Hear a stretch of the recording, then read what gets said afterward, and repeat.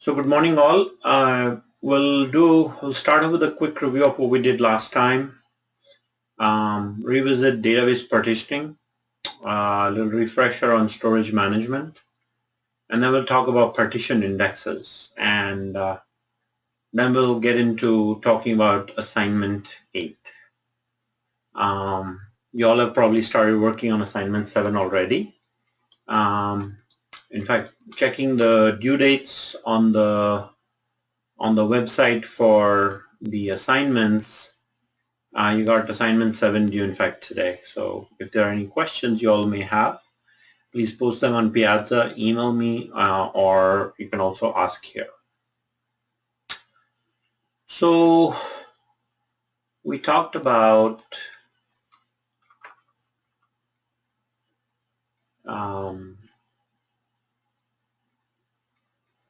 creating database objects last time.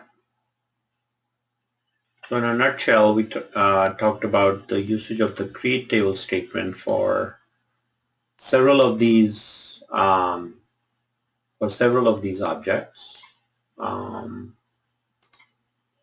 There are 5 types: tables, views, sequences, indexes, and synonyms. So we started visiting the create table concept, and the create table concept requires permissions for having the adequate permissions for creating the table. The create table clause has 2 main things. One is creating the columns with specific data types, and also adding constraints. We spend time on both, looking at the syntax for the different data types that exist. These are all the data types that were talked about. And then we also visited the different types of constraints. So yes, we talked about create table as select and writing comments, but these are the 5 types of constraints that can be created, and we talked about that these can be applied both at column level and table level. Not all, but most, and what the syntax of each looks like. You're then supposed to take the database schema created in Lab 6 and apply it to apply create table and create index statements accordingly. So applying all these constraints. So we also visited the concept of table space and partition objects. So creating a table space acts as a container for objects to be stored in. So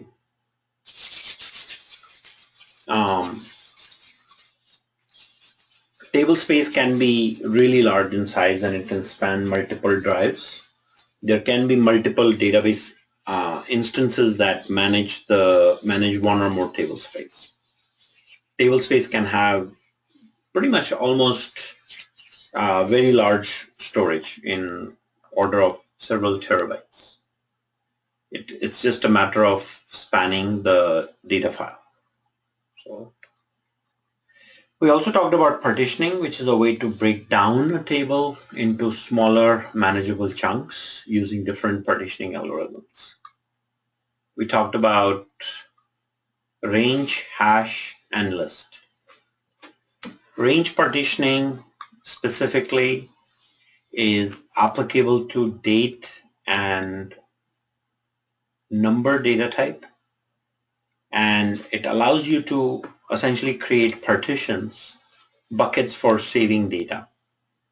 The idea is that with data partitioning, we can set up smaller ranges of data to which will basically improve searches. So for example, in this particular slide, if you can see, sales Q1 1998 might have data for 1st of April, for data from the start to 1st of April 1998. The second quarter of 1998 is, 1st April to 1st of July. So the point is that we are constraining the data for 90 days. That reduces the amount of information we have to look up when we are doing a search. And for that reason, partition by range is useful, because you set up ranges of, you set up these date ranges for data values to be um, stored and looked up. So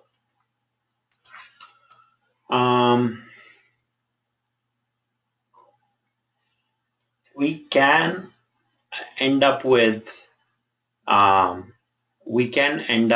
partition pruning, or we can end up with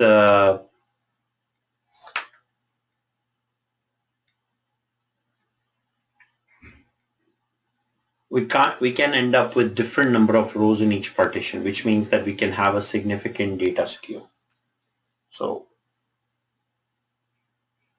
which means that one partition may end up with 1,000,000 rows and the second partition may end up with 10 rows. So that imbalance is possible with partition by range. If we are trying to look up one or two values at a time, then partition by hash is a very good partitioning type, because it uses a concept called hashing that provides a lookup. So essentially what it does is you can do a search for a value in a select statement, and the hash function will quickly say that the data is in partition number 5 or whatever partition it's in. We can then go fetch that row from that partition. There are different ways of setting up the partition by hash, as was discussed in this. And then we have list partitioning, which is essentially for the string data type.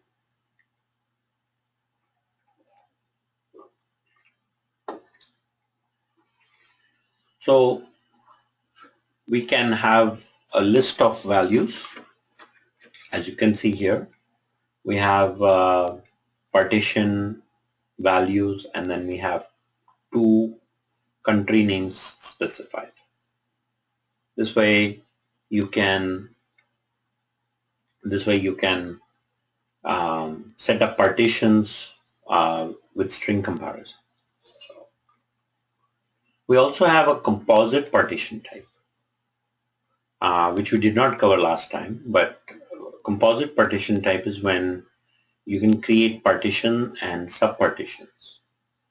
So we'll use, in composite partitioning, we can say partition by range and then subpartition by list or hash. And the point of this is that if you end up with a data structure where you need to break down the partitions even further, then composite partition really plays a great role. In this case, you can see that we are creating a customer's parts table, or customers table, that is partition. So first it's partition by range on credit limit. So you can say credit limit is whatever. And then we have subpartition by list, where we're defining the different territories. And by specifying a subpartition template that automatically translates that when the credit limit is less than 1,000, the subpartition template will be applied to all the partitions. So in this case, we are partitioning by credit limit, and then the territory, which is basically different geographies. What this does is it further enhances the concept of partition implementation, in that you can look up data values in a smaller subset of data. And so theoretically, this improves the search time significantly. In lab assignment 7, I'm asking you guys to try and implement one or two of these partition types. Choose the favorite one, understand the purpose of each partition type, and then go and implement it. Because that is going to give you a firm practice in storage management. So here is one called an example of composite hash where we partition by time, ID, and then subpartition by hash using channel ID. So partitioning net supports high availability, which basically means that you can back up one partition while the database is running, so the entire database or table doesn't have to come offline. Just one partition can be brought offline, and the data backup can be managed. So for today, what we're going to do is talk about creating indexes. Now, to help with the recollection of storage management, these few slides you must go through. This is part of the storage management architecture. So how table space, data file segments, extents, and blocks are all related. So, what are the different types of segments and the storage management parameters, and how the data block is organized. The whole idea of PCT free and PCT used, how are those related and used? Last time we had also talked about sequences. You are expected to use these in lab assignment 7. After a create table is set up, please create a unique sequence to use with the primary key of each table. That will be useful with when you all do inserts. And then synonyms are aliases that we had talked about. So creating aliases is not a bad idea for user friendliness of the naming conventions in a database. So we did not talk about indexes, so we'll do that today. And then talk about partition indexes. In your lab assignment 8, I suspect, you're going to be adding indexes in addition to the usage of the DML operations that I have asked to do. So I'll talk about assignment 8 towards the end of today's segment. So what's an index? It's basically the table of contents or index that you have in the back of the book. It basically has a list of topics that are sorted, assigned with page numbers. And the nice part of having page numbers is that you can retrieve information by topic quickly by referring to the page number in the back of the book in the index and then going to that page number. Similarly, in databases, when an index is created, we take a column value and we take that value and the row ID that is associated with that value, and we build an index. So when a search is done using a select statement, we simply look up the index for the value that is being searched in the where clause. We go out and find the row ID, and then we associate that row ID to the value and look up the values. So net, it improves the speed for retrieving rows by using a pointer, reduces disk I/O because you can rapidly pull information from the necessary area, and it's independent of the your table that it is indexed with. The index are generally maintained automatically by the database. So indexes are created automatically when you work with a primary key. I'm sure everybody knows that.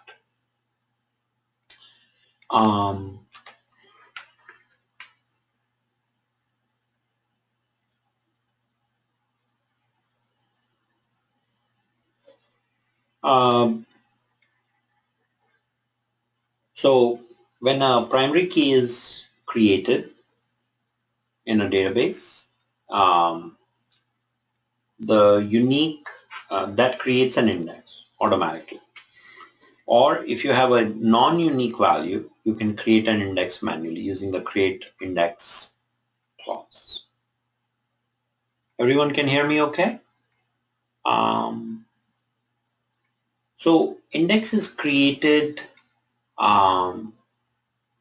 using one or more columns, as you can see here. So we say create index name on table, and we can specify one or more columns. Generally, the columns we choose in the index is direct function of what we are using in the where clause, the statements that are being used in the where clause. So we can improve the speed of query access on a column by building an index. So the question is when to create index and when not to create indexes. So if you're using a column frequently in a where clause, column contains a wide range of values and contains a large number of null values. And if there are two or more columns that are used together in a join condition, that's also an opportunity for creating an index to improve the performance. Table is very large and you expect to retrieve less than 2 to 4% of the rows. If you are bringing in large amount of rows, if you are bringing in large amount of rows, then creating an index is not a good idea, because you might as well fetch the data from the tables directly. Here are some reasons when excuse me. Here are some reasons when not to create indexes. If the table is too small, the columns are not used frequently, or you're bringing out more than 4% of the rows. And if the table is frequently updated, then the cost of operation for updating indexes is also there. So you have to update the table, and when you do that, you have to update the indexes with it as well. There are several index dictionaries that can be looked up.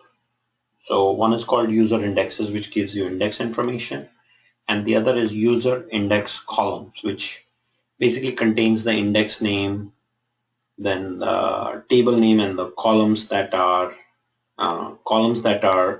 indexed.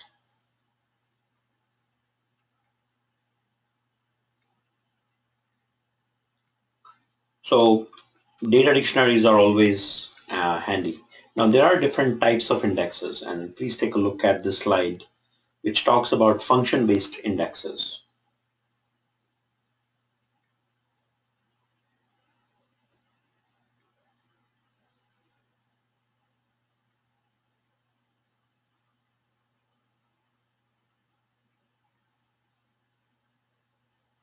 So as you can see on this slide, if you have a query that uses a specific column that's pre-calculated, right? I can simply create an index, so then my database will automatically use that index for the values. So again, this function-based index is going to reduce our query times significantly, because indexes, as you might realize, generally live in memory. Indexes in this case will be pre-calculated, so when we are dealing with a certain query, the results are returned much faster. So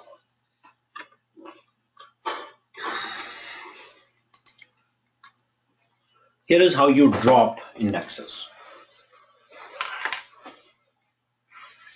So if an index is no longer needed, it can be removed. It's important to understand the difference between unique and non-unique indexes. Unique indexes generally will have no duplicate records in the table, generally associated with primary keys. Non-unique indexes do not impose any restriction on data duplication. So um, you can have um, duplicate values. Unique indexes can be also created using the create index clause um, with columns that have unique constraint on them.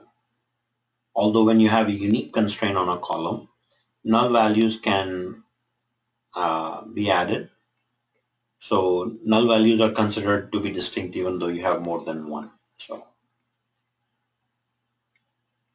when we talk about indexes and the storage, there are these different types of indexes that basically are created to show the way the indexes are stored in the database. We generally use B trees, bitmaps, and bitmap join indexes. This is these are algorithms essentially that are used for storing indexes. Although this part of the lecture, and I mean this part of the how indexes are in fact stored is not something I'm going to be asking you guys on the final. But there are some slides that follow that you guys can review for those of you who are interested in the storage of indexes and how indexes are processed. From our standpoint, we need to know what the difference between unique and non-unique indexes is, what the differences are, what are function-based indexes, and how can we apply these in our application. So the goal that is set for you for Lab 8 is to try and come up with ideas on how you can improve the performance of the index and performance of your database schema. And there are a variety of ways that can be done, of course, but one of them is usage of indexes. So what you ought to do is propose some ideas on which columns you can index in addition to the ones that are already have indexes. For example, the columns with the primary key. So please take the time to understand and improve the schema using indexes. Now, this brings us to one other idea, which is continuing to talk about how data partitioning works with indexes.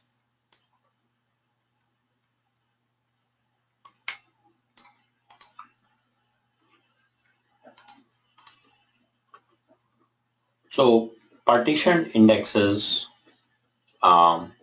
we have all these different partitioning types that we just talked about earlier today. And we also talk about which table should be partitioned or not. If a table is too small in size, it should not be partitioned. We should use partitioning when tables are like 2 gig or larger in size, and a table consisting of historical data can be added to the newer partition, and we can remove the older partitions. So different types of partition indexes. We can use list, range, and hash and we can pretty much mimic the table partitioning for indexes as well. You'll realize that creating partition indexes is actually much easier once the baseline partitions are set. So this is showing two types of composite partitioning, range hash and range list. So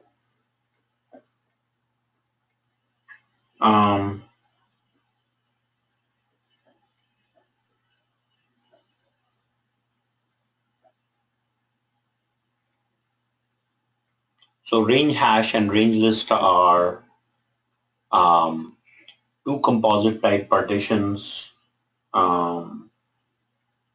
that can be used when the database size gets really large. We have talked about why use partitions. So we can have like a transactional system and a data warehouse, and we can in fact bring in bring in archive data from a transactional system into a data warehouse. So partitioning allows such management by simply exchanging the references between the different partitions. So when we talk about partition indexes, we can talk about local and global partition indexes. So here you can see that you can have a partition table that is split into different partitions in different table spaces. Each table space here can have the data partition as well as the index partition. So the index partition is shown on the top here, that basically lives in the same table space as the data partition.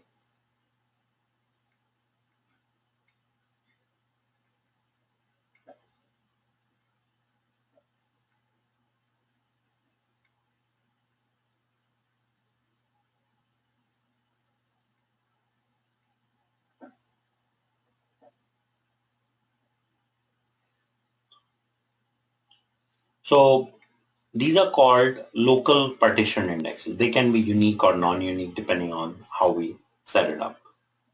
Now, to learn how to create local indexes, please look at this.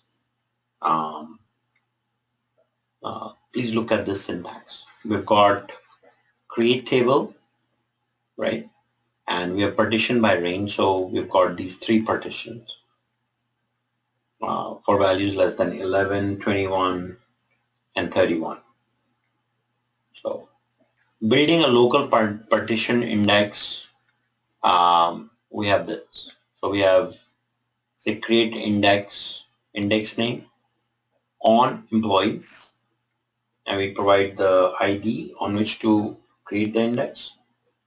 And because we are using employee ID, this will be a unique index. And when we say local, that essentially means that in the table space we are in, create an index in that same partition. I mean, create the, sorry, for a given partition, create the index in the same table space. And that is the meaning of a local index.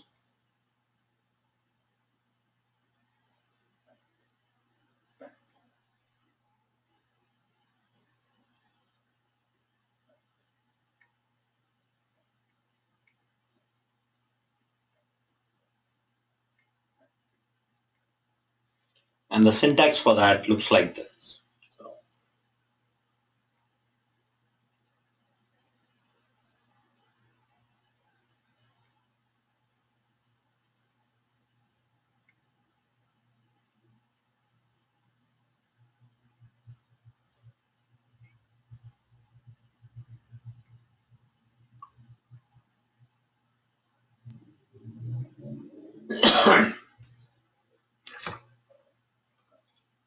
here are the global partition indexes. This is like leads to a lot of cross linkage. So imagine you have a partition table, and what you end up doing is creating a partition index using another key.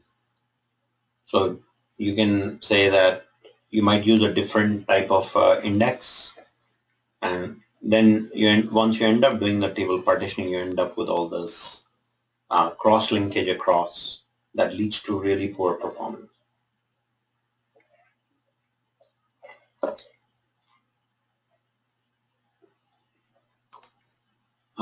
This is what global indexes often refer to. A global index can either be partitioned or not, and if it's not partitioned, it will be one index that spans all the table partitions. Um, uh, this behaves like a regular index, but on very large tables, large partition tables, it can give really poor performance because of the sheer size of the index in memory. Can just be very slow to query. So, however, creating global indexes can be done like this. So we've got an employees table that is partitioned by range again. So we've got a global index. We just call we just use create index clause to create this global index. And if you want to partition the global index, we can say create index like we did earlier, and we say global partition by range, and we provide all these different IDs. The idea is that index partitioning for global indexes does produce an outcome, but as mentioned earlier, with cross linkages, it can actually lead to significant issues. Maintaining the indexes. So if we actually deal with alter index clause, we will have all these sub options in alter index: rebuild, add, coalesce, drop, exchange, merge, move, split, and truncate. So these different operations as described in the slide can be carried out, and it's a matter of just simply learning how the uh, alter index works. And some of these are actually pretty friendly for, like for example, moving a partition from one table space to another,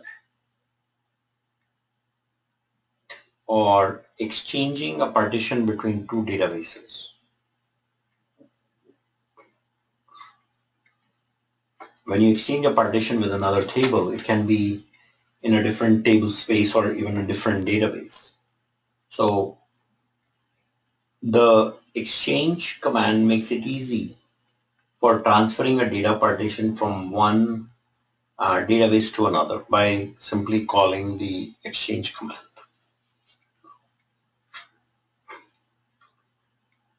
So, what follows is showing you how the alter index clause actually works. You will rebuild indexes from time to time. If you end up doing, say, large data imports or exports, then rebuilding is critical to ensure that the data that is indexed is current. So that can be a very slow operation depending on the size of the data that may have changed. Coalescing is simply getting rid of blank spaces and putting all the data together in one partition. When you do bulk data loads, it might be a good idea to drop and recreate the index. And these are some of the index dictionaries that you can use. Monitoring indexes is a good idea because it helps you build statistics that will help the optimizer in fine-tuning the queries. So you can turn on monitoring on a specific index to see if in fact an index is being used or not. And if after analyzing the results you find that certain indexes are not being used, then it's a good idea to delete those or drop those indexes because they're just wasting memory, which is not useful every optimal usage of memory is always helpful. And this is how we monitor an index. So, moving along on Lab 8. Once you're done with all the create table stuff, please take a few minutes to go through these two topics that I've already covered before: DML statements and how formatting occurs. For Lab 8 especially, you're expected to create a report or a script that can be run in SQL+. So best way to understand how to create one is to look at the very first assignment where we started working with SQL. I think that was assignment 2. So in assignment 2 you can find this particular script that I provided, and you can look at this and say you can basically drop all the tables and then create the parent tables first and then the child tables. Okay, that's very important. I mean, any tables that have a foreign key, make sure those are created first, and then when you start working on Lab 8, start putting in insert statements for the different use cases that I'm asking you to implement.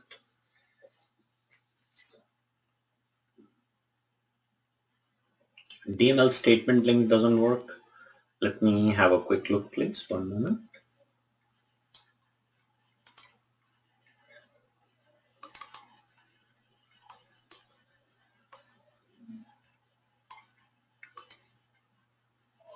It works for me. When I click on it, kindly try refreshing the cache or refreshing the page or clearing the cache. But I just tried it and it dropped the document on my desktop. So we have got DML statements and formatting. Please go through these two to make sure that you can deliver good outcomes for assignment 8. So now what's expected in assignment 8? Well, in the assignment itself, you're right, it doesn't work. So this link I will go ahead and fix, okay? So yeah, I'll update these both for you to make sure that it's working. But in assignment 8, I'm asking you to set up a department, a course, section, and produce a report showing all of that information. So you'll need to do inserts and updates to make this happen. So then you have to register a student in a section and process their payment. So you have to basically show, depending on if the student is resident or non-resident, you're going to register them in a class using inserts and updates, and then produce a final report showing the status. So these are queries that you'll end up writing. Then last but not least, I'm asking you to make 4 recommendations for improving your database schema. And some of these things could be indexes you'll end up creating. So please go ahead and work on this and submit assignment 8 by next week. So okay. So next time what I'm planning to cover is talk about database security and database utilities. So the last 2 topics, and then we'll be done with the course. Any other questions? Is assignment 8 based off assignment 7? Yes, it is, in fact. And so when the assignment 7 is submitted, I will end up grading it fairly quickly. So you'll know. I'll try to get that out in the next couple of days to you once it's submitted to me. I am trying to keep up with the grading. So any other questions for today, folks? I hope I've answered all the ones that have been brought up so far. And I'll fix the links for the 2 documents that are in assignment 8. This is all for today, guys. I will see you all next week, same time, same place. Have a wonderful rest of the day. Is it possible to get the answers for assignment 7 and 8 after grading? Yes, of course. Just please email me and I'll provide you the answers. That's always possible. All right, guys, have a wonderful Tuesday. I'll see you guys around.